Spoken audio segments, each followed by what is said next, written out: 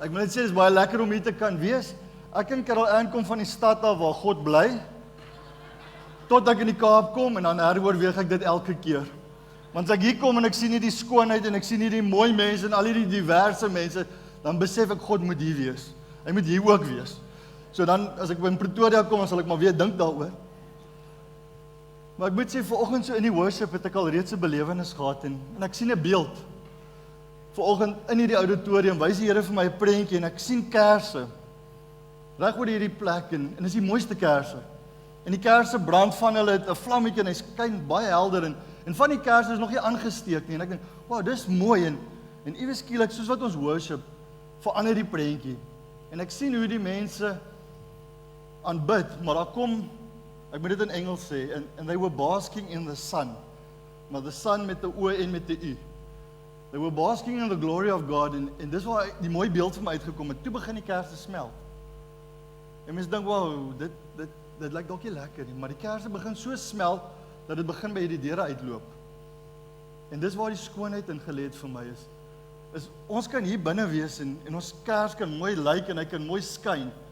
Maar dis wanneer die heerlikheid van God ons vat en ons begin ons uitvat by die deure uit in die samelewing in, dat die heerlikheid van God regtig tentoongestel word aan die wêreld wat nodig het om dit te sien. En ek vertrou regtig dat soos wat julle gaan groei in die woord en in die waarheid en in die aanbidding van God, dat daai beeld 'n werklikheid sal word. Dat die skoonheid van God, die uniekheid van elkeen, soos wat kers was en mekaar insmelt, so by die deure sal uitgaan. En dat mense julle sal raak sien. En as hulle julle sien hulle God. En dit sal mense na God toe trek.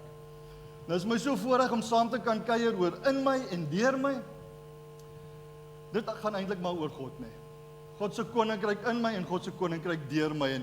En as jy die gedagte van deur my dink, dan kom die woord by my op van rentmeesterskap. Massive groot woord, nee, en wat net in die kerk gebruik word. In Engels is dit die woord stewardship. Nou, ek weet nie of weet julle wat dit beteken nie. Ek het dit gaan Google so 'n paar jaar terug net om te weet wat beteken hierdie rentmeester nou eintlik. Nou eintlik wat dit beteken is om iets namens iemand anders te bestuur. Dis wat die groot stewardship woord beteken. Nou as jy net vir 'n oomblik gaan dink, what are we stewarding? Wat is ons rentmeesters van? In my en deur my. Nou die woord rentmeester kom nie baie voor in die Bybel nie, toevallig. Die woord steward kom nie baie voor nie, paar keer in die Nuwe Testament. En elke keer as jy hom lees, dan lees jy hom saam met die evangelie. Ek was 'n rentmeester van die evangelie, sê Paulus. So as ons praat oor rentmeesterskap en ons praat oor in my en deur my, praat ons eintlik oor die evangelie. Die goeie nuus. Die goeie nuus wat Jesus vir ons kom doen het. En ek wil vanoggend met ons daaroor kuier.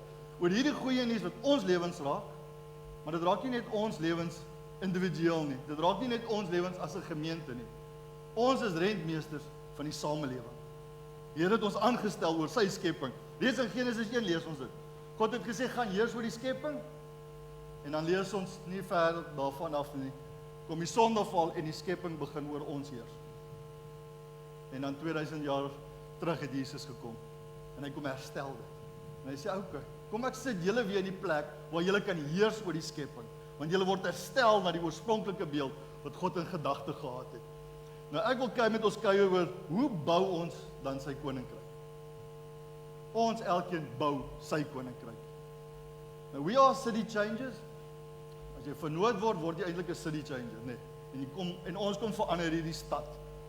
Nou city changer is 'n lekker woord, nee. Dis nie 'n sit hier changer nie. Dis gaan daar. Dis 'n city changer. We go and do that. We don't just sit here. Maar ons moet verstaan hoe om dit te kan doen en ek wil met ons kyk oor hierdie gedagte van bou. Nou daar's 3 letters in die woord bou. En dan gaan ons stil staan by elkeen van hierdie letters. So die eerste ene is B wat staan vir beeld. En ek wil vanoggend ook so deur 'n paar stories oor muntstukke kuier. Nou ek weet Amen het so 'n paar weke terug met julle gekuier oor vrygewigheid en hoe werk jy met finansies en lofdeur laasweek met julle gekuier en die vermenigvuldiging van die brood en Markus. So ek wil net so 'n bietjie 'n ander angle van op muntstuk stories. Daar's 'n hele klomp in die Nuwe Testament en dan gaan my so 4 draai. Nou die eerste een wat ek wil by stil staan is die gedagte van toe die Fariseërs Jesus wou uitvang. Kyk, hulle het 'n bietjie moeg geraak vir sy onderrig want hy het baie reguit gepraat en hy het die waarheid gepraat en hulle was baie keer aan die ontvangkant daarvan. Toe sê hulle, kom hulle stuur spioene, jy weet, undercover agents na Jesus toe, om hom te probeer uitvang, want as hulle hom kan uitvang, dat hy teenoor die Romeinse ryk praat, teenoor die gouverneur, dan kan die gouverneur die probleem oplos. So hulle stuur toe hierdie spioene in, en hulle sê, gaan praat julle met Jesus, dan vra julle om 'n strikvraag. Nou wat hulle gaan doen, is hulle gaan in en hulle vertel vir Jesus, jy is so bekend om die waarheid te praat, so hulle set hom op, nee. Hulle weet, jy weet hoe jy dit doen, nee. Jy stel haar op vir hierdie vraag wat kom, en hulle doen presies dit. Hulle set hom op en hulle sê, jy vertel die waarheid, jy is nie bang vir wat mense sê nie.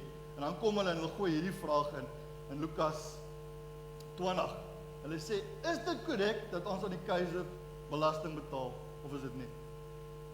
Sien, want as hy nou antwoord, dan op 'n verkeerde manier kan hulle die Romeinse ryk kry, dan kan hulle die gouverneur kry om Jesus uit te sorteer. Maar hoor hoe mooi reageer hy. Wisdom, in vers 24, wys my 'n Romeinse munster. Wie se beeld en opskrif is daarop? Hulle antwoord, die keiser se. Toe sê Jesus vir hulle, gee dan aan die keiser wat die keiser se is, en aan God wat God se is. Jesus gebruik hierdie oomblik om 'n ander waarheid oor te dra, wat niks gaan oor geld nie. Niks gaan oor belasting nie. Hy sê, wie se beeld is op die minste? Hulle sê die keiser se. Wie se beeld is op ons? Ons is gemaak na God se beeld en gelykenis. Hy sê nou, gee vir die keiser wat syne is, en hy los die storie daar, afgehandel, maar nou kom deel uit die grootste waarheid. Hy sê, kom ons gee vir God wat God se is. Ons, die mens, is die draer van sy beeld. Hy sê, gee dan vir God wat God se is. En ons begin sy beeld openbaar. Dis waarvan ons rentmeesters is. Sien, Jesus se beeld is nie net op ons nie. Sy naam is die opskrif oor ons lewens. As jy in Christus is, dan praat ons van jy is 'n Christen. Jy het 'n nuwe opskrif oor jou lewe. Jy is die draer van sy beeld, maar ook van sy gesag, ook van sy autoriteit. Ons word sy rentmeester. Van sy beeld in ons, van sy beeld in hierdie gemeente, van sy beeld in hierdie stad. En ons is die rentmeesters, elkeen van daai waarheid.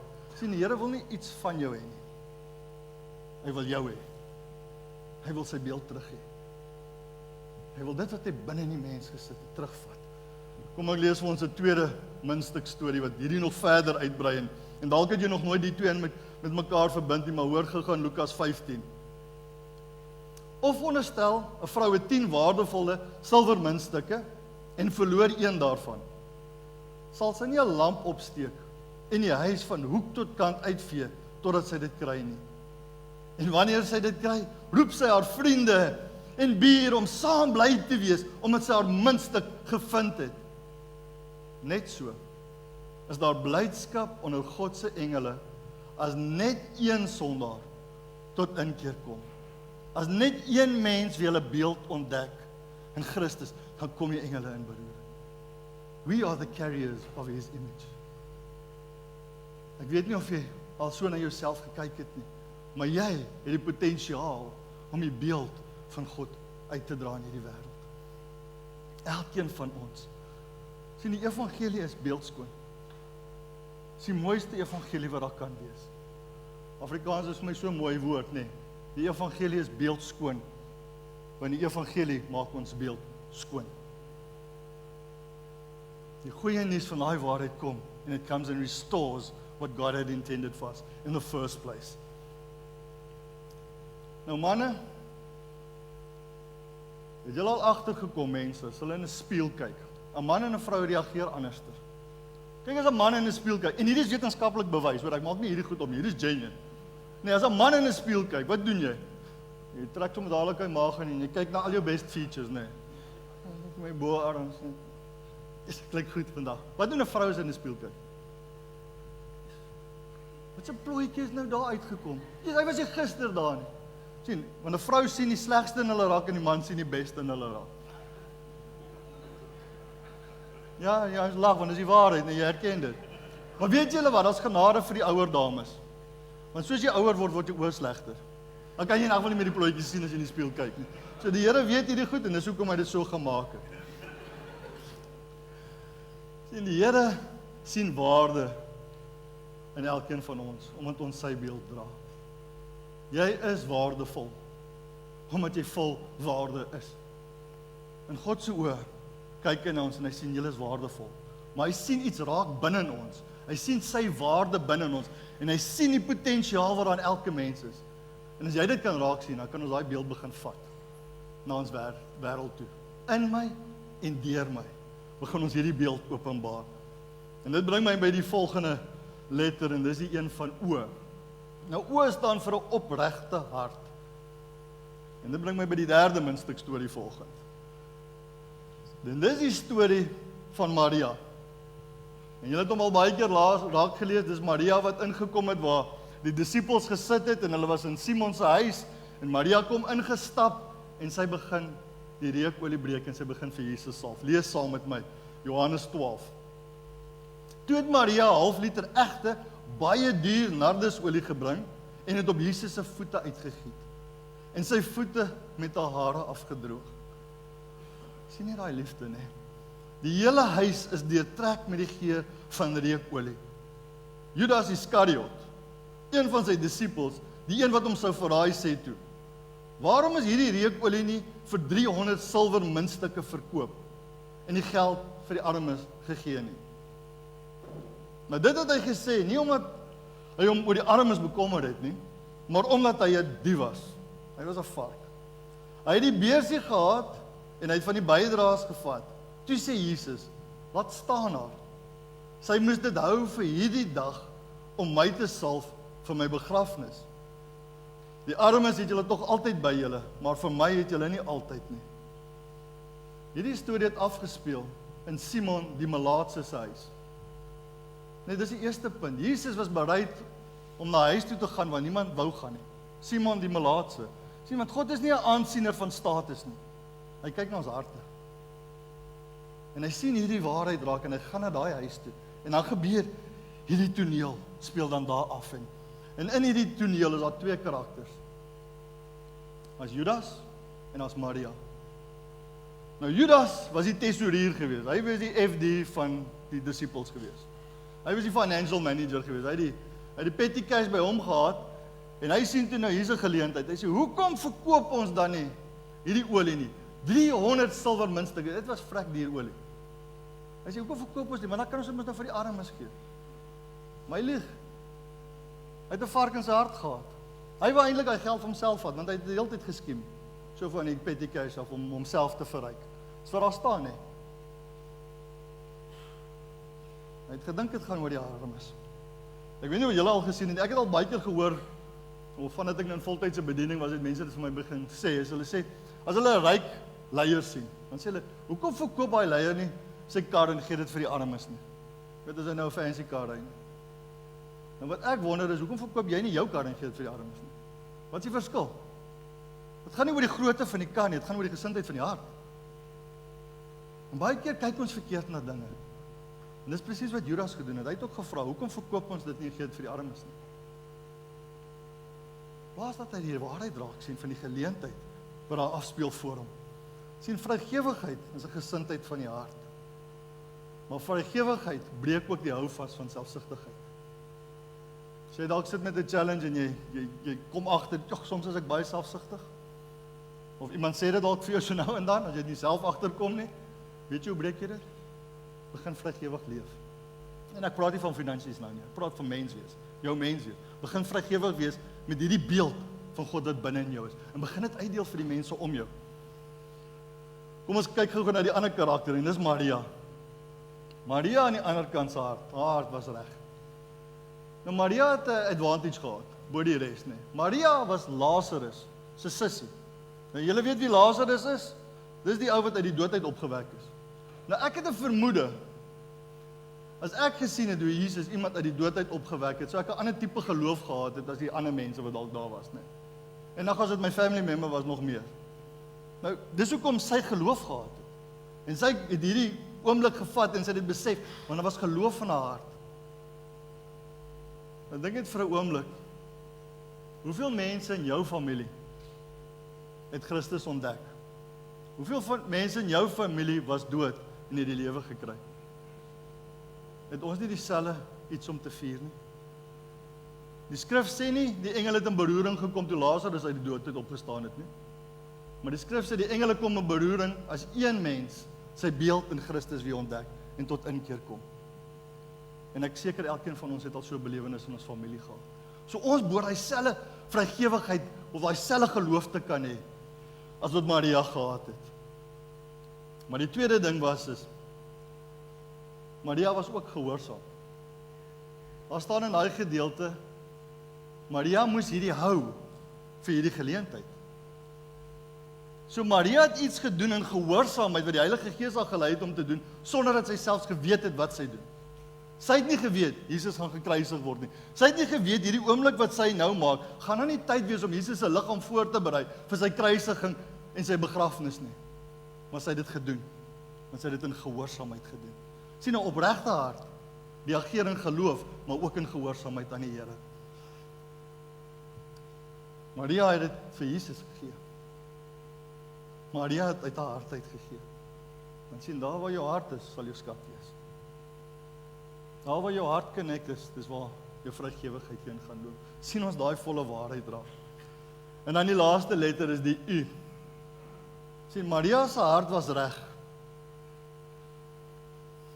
Sy was onverskrokke in haar geloof. Sy was opreg in haar gehoorsaamheid. Maar sy was ook uitermate vrygewig. Sy was nie net vrygewig nie. Sy was uitermate vrygewig. Kom ek gee vir julle die konteks. Sy enkel vrou, Maria, wat reukolie gehad het, dit was heel waarskynlik soos haar troeshou, net. Sy het hierdie gespaar vir lank, sodat sy dit eendag vir haar man kan gebruik as hulle in die huwelik ingaan. Dis 300 silwer muntstukke. Dit was 'n massive duur. Wat is die duurste parfuum wat mens kry? Ek weet nou nie. Help my gou, Red Door, ek weet nie iets. Okay, julle dames lag, dis te cheap dan. Okay, maar die duurder een as dit. 'n Baie duur een. Want dis 300 silwer muntstukke. Dis 'n paar honderdduisend rand om dit in konteks te plaas. En sy was bereid om dit uit te gee. Sy was uitermate vrygewig. Nie net so 'n bietjie vrygewig nie. Hoor gou die laaste muntstuk storie.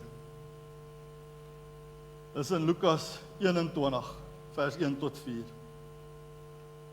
En toe hy opkyk, is Jesus, sien hy die rykes wat hulle gawes in die skatkis gooi. En hy het ook 'n arm weduwee daar 2 geldstukkies sien ingooi. En hy sê, waarlik, ek sê vir julle dat hierdie arm weduwee meer as almal ingegooi het. Sien, want almal het uit hulle oorvloed by die gawes van God ingegooi. Maar sy het uit haar gebrek ingegooi. Alles wat sy gehad het om van te lewe. Alles wat sy gehad het om van te lewe. En nie 2 weke terug met julle oor hierdie vrygewigheid gepraat. Hierdie weduwee het verstaan wie sy was. Hierdie weduwee het verstaan van wie is sy afhanklik. En sy sê alles wat sy gehad het om van te lewe. Sy het besef daar's meer tot die lewe as die fisiese. Meer tot die lewe as geld. Was hierdie lewe waar ons die beelddraer is van God se heerlikheid in ons lewens. En sy kan dit doen met geloof. Want sy het geweet wie sy was. Nou as ek vandag julle moet vra, wie wil vrygewig wees? As ek redelik seker almal gaan sê yes. As ek dan dalk die vraag moet opvolg en sê, okay, nou wie van julle is uitermate vrygewig? Het ek 'n vermoede, kom ons toets dit gou-gou. Nee, ek speel. Nee, ons hoef nie dit te doen nie. Sien, in die storie sien ons iets raak van hierdie weduwee. Sy was 'n gewone mens, maar sy het 'n buitengewone bydrae gemaak. Gewone mense wat uitermate vrygewig kan wees, sal die koninkryk van God bou. Gewone mense, doodgewone mense, soos Maria en 'n weduwee, wat bereid is om te sê, Here, hier is ek. Ek verstaan wie ek is in U. My hart is belyn met U. Kom en help my om uitermate vrygewig te wees. My seun was laas jaar op 'n uitreik gewees, Botswana toe en Zimbabwe toe, en hy was vir so 2 weke weg, nie met hom gepraat nie, en hy kom terug, hy praat nie oor die algemeen baie oor 'n foon nie. En ek vra vir hom toe nou, wat het gebeur daar? What did you experience in that moment? En hy het net een ding gesê. Hy sê, hy het geleer dat arme mense is meer vrygewig as ryk mense. En hy sê vir hom, hoekom sê jy dit? Jy weet, hoe kan jy so 'n stelling maak? Hy sê, toe hulle in Botswana kom, het hulle by 'n klein village uitgekom. En hulle was 'n 'n bus vol skoolverlaters gewees. En hulle kom daar en die mense maak hulle huis oop. Hy sê die mense het uit hulle huis uitgetrek sodat hulle binne in hulle huis kon slaap. Hy sê vir my, die mense het vir hulle kos gemaak en hulle kon eers te eet. Maar hy weet, daai mense het nie geld vir kos nie. Hy kan mos sien hoe hulle leef. Maar hulle het tog vir hulle almal kos gegee en hulle het laat hulle in hulle kamer slaap. Hy sê because they were generous. En ek dink, wel, ek kan baie praat, ek kan vir jou skriffies gee, maar if you see that, you'll see real generosity. En daar het iets oopgebreek in sy hart. En dit gaan nie oor ryk en oor arm nie. Ek dink dis dalk waar hy het gemis het, maar dit gaan oor die gesindheid van die hart. Dit gaan, is ek bereid om vrygewig te wees met dit wat die Here vir my gegee, wat in my hand is, wat ek mee kan leef. Sien, want vrygewigheid is eintlik 'n teken van volwassenheid. Kinders, klein kindertjies, wat sê hulle? Myne, alles is myne, tot jy kinders het. Dan is dit een van die lekkerste goed wat jy kan doen, is om vir jou kind iets te kan gee. Om vrygewig te wees, want dis volwassenheid. Nou baie keer sit ek, en ek dink ons is geestelik onvolwasse. Want ons maak ons kinders ook deesdae so groot. Jy's reg, dit is alles joune, en kom ek bless jou net, en dan word ons kinders nooit groot, en ons wonder, hoekom word hulle nooit groot nie? Want ons maak hulle so groot. En ek dink soms doen ons dit in die kerk ook. Ons het nodig om te groei tot geestelike volwassenheid, om te begin vrygewig wees met hierdie evangelie, hierdie goeie nuus wat ons verniet gekry het, om dit vir ander te kan gaan gee. Kom ek vra hom so, wie is die vrygewigste persoon wat jy ken? Dink net vir 'n oomblik, wie ken jy, en as jy aan daai persoon dink, dan dink jy, joh, hulle is generous, hulle is verskriklik vrygewig. Ek weet Henny is so. Maar ken jy ook sulke ouens, hulle, as jy met hulle kuier, hulle wil nie die hele tyd vir jou gee. Wat dink jy aan, as jy aan daai ou dink? Hoe dink jy oor sy hart? Dink jy nie, hy het 'n mooi hart nie, of sy het 'n mooi hart nie? Because that's what a beautiful heart does. It's generous. Ons gee. En elkeen van ons kan so vrygewig wees. En as ek sê, ons kan vrygewig wees, soos, bedoel ek, ons kan saai ook. Want sien, wat jy uit jou hart uit saai, gaan jy in jou hart maai. Praat nie van finansies nou nie, praat van mens wees. Ek praat van God se beeld, van sy heerlikheid, van sy volheid, van sy waarheid. Are we willing to sow that into people's lives? En hierdie is nie 'n resep, prosperity resep nie. Hierdie is eintlik 'n toets van 'n opregte hart. Nie 'n resep sodat ek kan nie. Ek is en daarom sal ek. En daarom wil ek. Opregte hart. Dit gaan oor die motivering van hierdie waarheid. Ek en Carol Ann het in Witrifuur gebly baie jare terug en ons het 'n belewenis gehad wat die Here vir ons sê ons moet baie generous wees. Nou, ons het nog nooit 'n nuwe kar gekoop in ons lewens, behalwe een keer. En dit was 'n maroon Volkswagen Chico. Die wat nie kan onthou nie, dis 'n klein Golfie gewees. 'n City Golfie wat net bietjie liter was. En ons het hom, die enigste ons nog ooit nie gekoop het. En ons bly op daai stadium in Witrifuur en ek werk in Sabie en ek loof die Here dat hy eers met Carol Ann gepraat het oor hierdie gedagte. Want toe beleef ons met hierdie kar saai vir iemand wat dit nodig het en ons het 2 karre gehad. Maar ek het in Sabie gewerk. Ons het in Witrifuur gebly en ons het 2 kinders gehad. Vir 'n jaar lank het ons net 1 kar gehad. Want ons het nie gesaai met die verwagting om iets te kry. Ons het gesaai omdat die Here so gesê het. En dis hoekom ek so dankbaar was, die Here het eers met Carol Ann gepraat. Imagine ek moes dit al kan wins van. Dit sou nie gebeur het, ek kan jou nou sê. Maar as die Here praat, luister sy. Net 'n oomblik van gehoorsaamheid. Nou ek wil net sê aan die ander kant, die einde van die storie is 'n jaar later het my salaris so buite beerd verhoog dat ek 'n maroon Mercedes kon koop. Kan jy glo sy klere ook so toevallig? Maroon, ek het nooit 'n maroon kar gekoop, dis nie 'n goeie idee nie hoor. Maar is 'n goeie idee om gehoorsaam te wees, om vrygewig te wees. Sien, 'n vrygewige lewe gee. Dis hoekom dit vrygewig is, nê. 'n Geseënde lewe seën, 'n vrygewige lewe gee.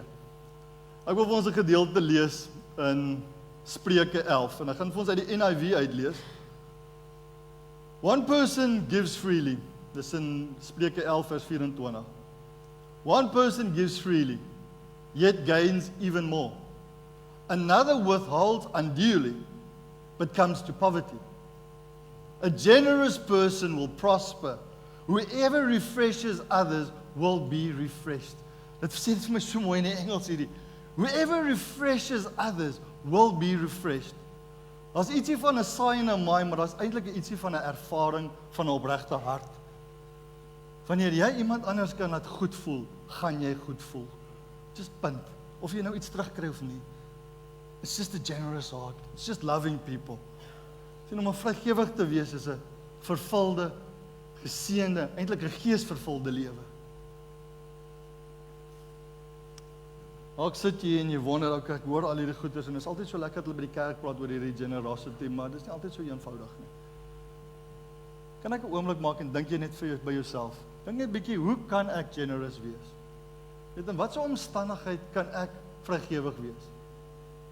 Dalk sit jy hier en sê, wel, eerste stap wat ek dalk kan doen is, ek gaan vir 2 ure op 'n Sondag kom dien.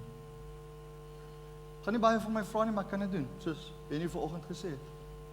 Dalk sê jy, wel, ek kan vrygewig wees deur by 'n selgroep in te skakel, en daar kan ek ander mense bemoedig.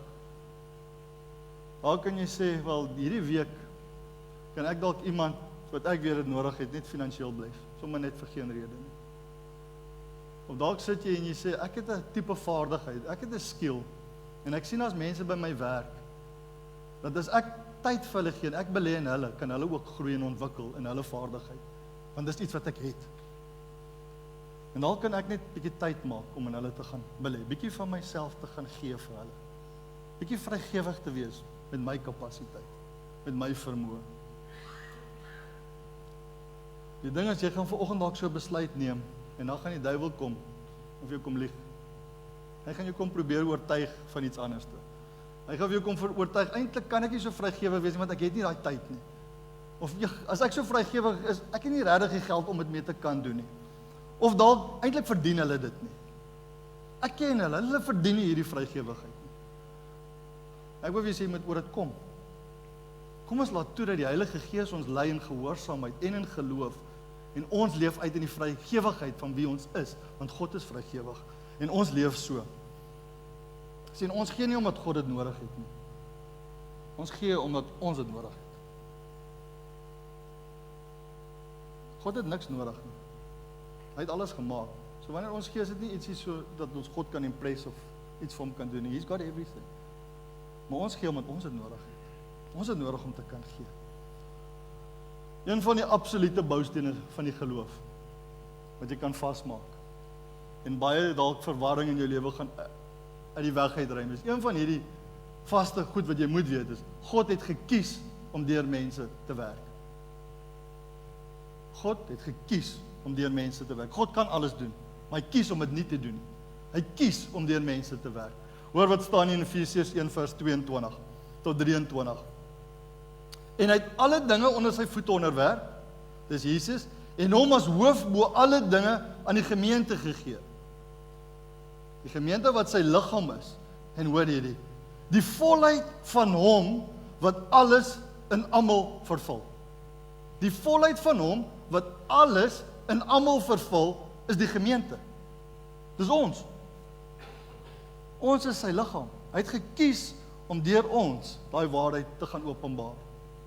So as ons na die samelewing kyk en ons sien dit lyk nie altyd so lekker nie, en daar gebeur goed en ons hou nie daarvan nie, hoekom lyk dit so?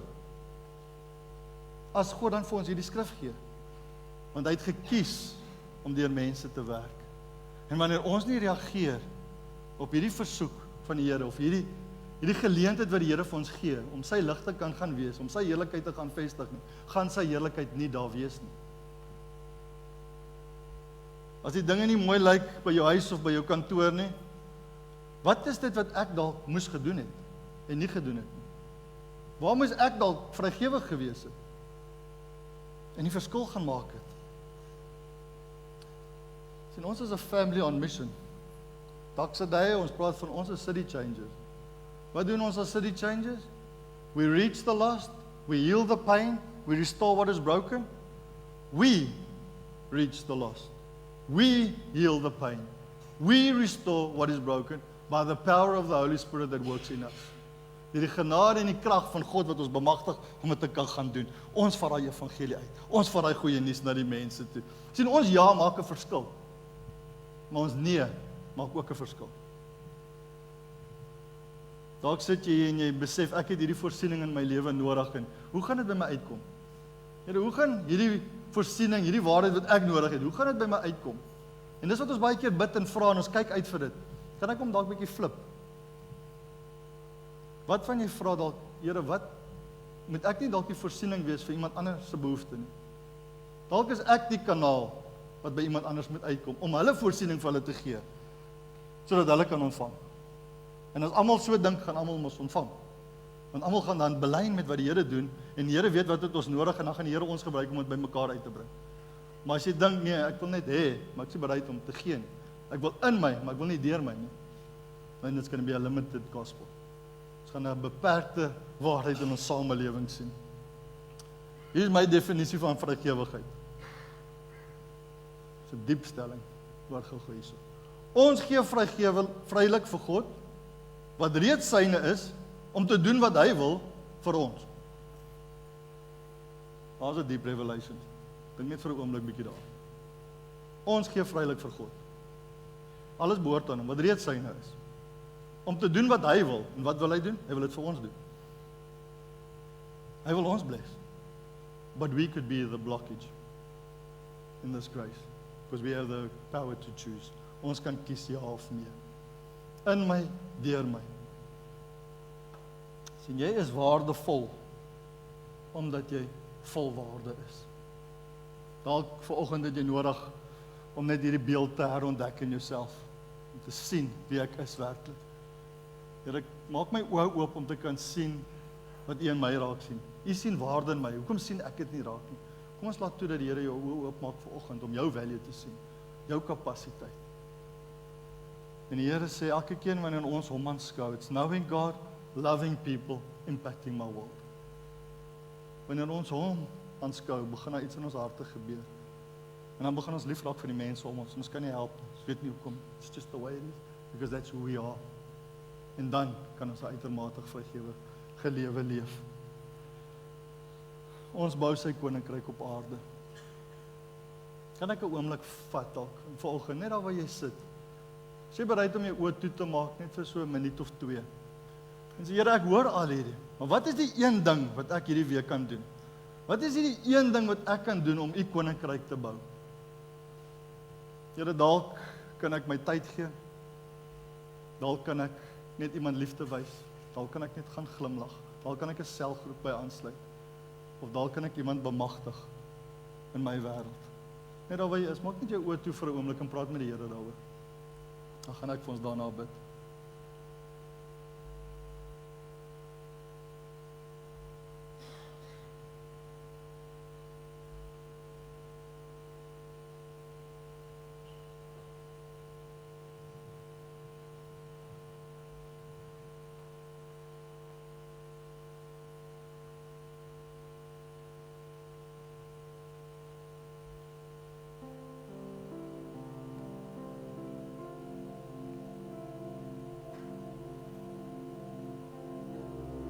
Here, dankie dat ons vanoggend hier by mekaar kan wees en Here, net bewus wees van U uitspraak oor ons lewens. Here, uitspraak wat ons nie altyd kan verstaan nie, maar Here, waar U sê, for you so loved the world that you gave your only begotten Son. Here, dat U ons so lief het. En Here, dalk het ons nodig net om weer bewus te raak van daai waarheid. En ek weet U het ons so lief, omdat U Uself in ons raak sien. Here, mag U elkeen van ons oë oopmaak vanoggend, om U beeld in onsself raak te sien. Maar Here, ek wil vra dat U ons oë sal oopmaak, om U beeld in die mense om ons raak te sien. En Here, soos U vir ons 'n beeld gewys het van net die diversiteit, die verskeidenheid wat moet uitsmelt en in die samelewing inbeweeg. Here, sal U ons gebruik. Sal U elkeen van ons gebruik om net U hart vir mense te wys. En Here, dat ons nie sal terughou met dit wat U in ons lewens doen nie, maar dat ons vrylik sal gee.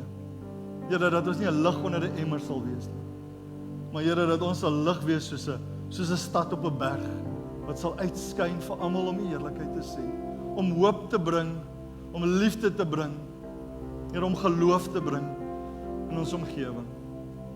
Ons eer dit daarvoor in Jesus naam. Amen.